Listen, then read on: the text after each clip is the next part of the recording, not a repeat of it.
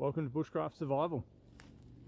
Just a quick video to encourage those of you who are yet to embark on this kind of a hobby or lifestyle, whichever you choose. It can be done on a pretty tight budget, and you really don't need an end of the world scenario to go out and practice for this stuff. Do it like I am. Tonight I have saved myself probably $200 in accommodation. It's coming into holiday season, so stuff's expensive, but I've come out to a state forest area where I'm allowed to camp, and I've set myself up a camp. Now, it doesn't have to be a 15-kilometre hike to prove that you are all that. I drove here. And the reason I've done that is it cost me nothing to come and sleep the night here, and I'll head off to a job tomorrow. But in doing so, I become more accustomed to my setup. I become more accustomed to the emergency equipment that I carry on me. Now, if I was heading off for a week in the bush, this isn't the gear I'd take. This is some emergency gear that I take. But if I never go out and use it, don't get used to sleeping in it, if I ever have to, it'll be near impossible. The encouragement is, this is going to cost you stuff all to nothing to get out and get started. Get a flint and steel or ferro rod, get used to using it, know how to make a fire, and eBay and cheap camping gear, Mozzie net.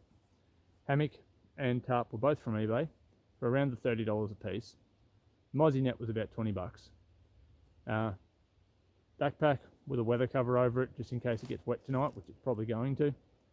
I have camped under these tarps before. They are 98% waterproof. There's a few dribbles get down the seams, but for the most part they're pretty good. You can see I'm swatting the mozzies already. It's about 7:30 at night. I haven't got much light left, although it looks reasonably bright on camera. I've probably got half an hour and I won't be able to see a thing. But the mozzies are thick as, and that $20-something mosquito net is enough for me to have a good night's sleep without being eaten to death.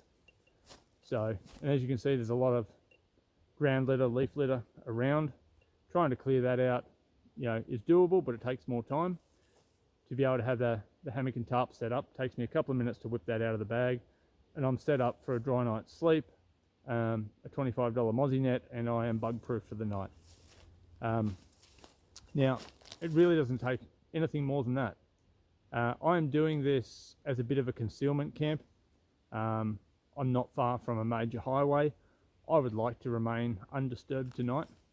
One, from a security point of view, and two, from I just couldn't be bothered explaining myself to people that come out here going, "What are you doing?"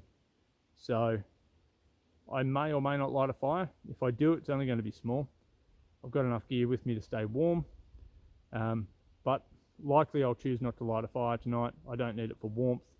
Can of baked beans and a couple of snacks will do me for dinner. And get used to having a crack at, sleeping and short-term living this way. Can of baked beans doesn't have to be heated up. It's a lot of effort to build a fire and all the rest if you don't need it for warmth, just to heat a few baked beans up. So eat them from the tin. It's not going to hurt you. Carry some food with you that you can just rip out and eat, and you're going to get through a day. I've got gear on that truck for all sorts of scenarios.